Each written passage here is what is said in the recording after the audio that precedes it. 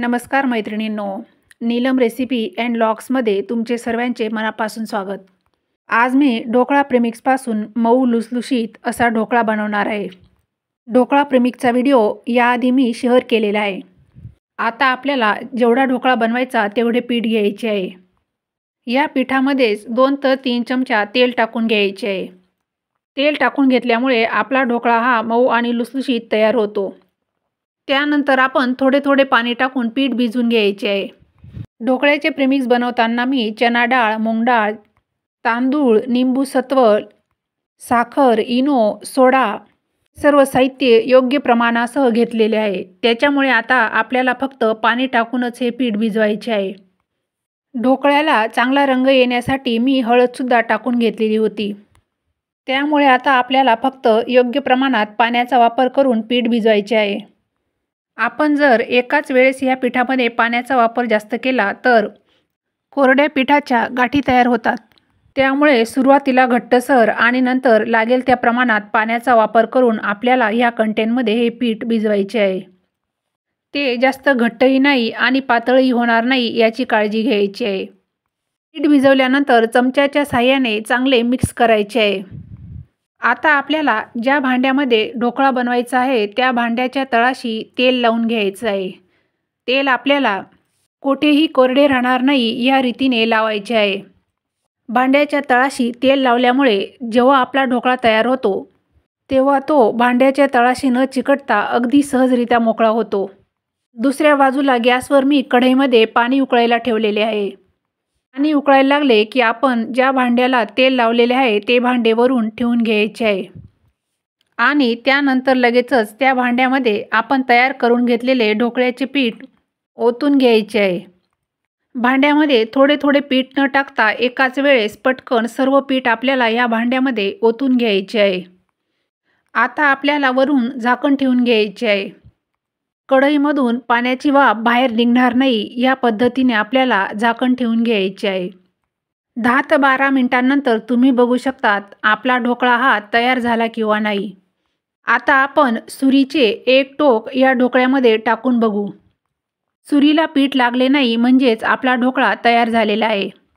ढोकळा अजूनच चविष्ट होण्यासाठी 3 ते 4 बारीक कापून घेतलेल्या हिरव्या मिरच्या, ओल्या नारळाचा कीस, कढीपत्ता, कोथिंबीर एका ताटामध्ये काढून घेतलेले आहे आणि त्यानंतर तडका पॅनमध्ये तेल कडकडीत गरम करून घेतलेले आहे आणि त्याच्यामध्ये 1 मोठा चमचा मोहरीची कडकडीत फोडणी दिलेली आहे.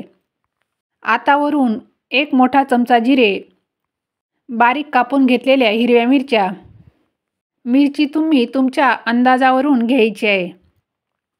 त्यानंतर 7 ते 8 कढीपत्त्याची पाने टाकून आपल्याला चांगली फोडणी देऊन घ्यायची आहे. तेल जास्त गरम झाल्यामुळे मी आता तडका पॅन गॅसवरून बाजूला करून घेणार आहे. आता आपल्याला सर्वात शेवटी ओल्या नारळाचा कीससुद्धा ह्या फोडणीमध्ये टाकून घ्यायचा आहे आणि 2 ते 3 मिनिटे चांगले मिक्स करून घ्यायचे आहे. ओल्या नारळाचा कीस वापरल्यामुळे ढोकळा आपला खूपच छान तयार होतो. 5 ते 10 मिनिटांनंतर आपला ढोकळा हा थोडासा गार झालेला आहे. आता आपण तडका पॅनमध्ये दिलेली फोडणी या मऊ आणि लुसलुशीत ढोकळ्यावर पसरून घ्यायची आहे. ही फोडणी आपल्याला लगेचच गरमागरम पसरवून घ्यायची आहे.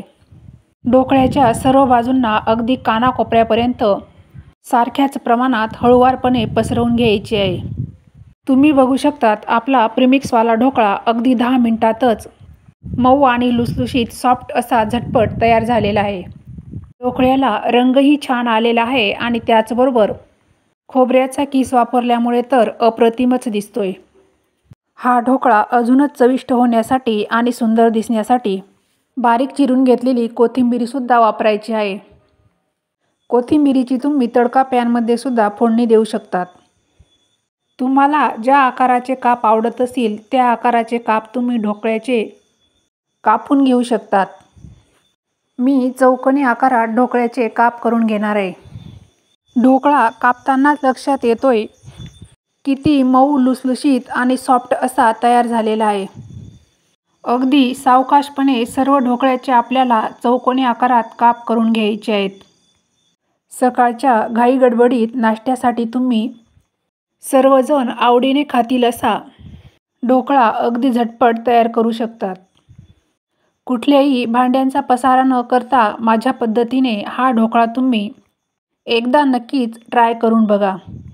आपण ढोकळा बनवायच्या आधी भांड्याच्या तळाशी तेल लावून घेतलेले होते, त्यामुळे तुम्ही बघू शकतात ढोकळा आपला भांड्यातून सहजरित्या उचलला जातो, म्हणजेच तो तळाशी चिकटत नाही. अगदी स्पंजसारखा मऊ आणि लुसलुशीत आपला ढोकळा खाण्यासाठी तयार झालेला आहे. तुम्हाला ढोकळा बनवण्याची माझी पद्धत कशी वाटली ते मला कमेंटमध्ये कळवा. अजूनही तुम्ही नीलम रेसिपी अँड व्लॉग्स या चॅनलला नवीन असाल तर लाईक आणि सबस्क्राईब करायला मात्र विसरू नका. व्हिडिओ पूर्ण पाहिल्यामुळे तुमच्या सर्वांचे धन्यवाद.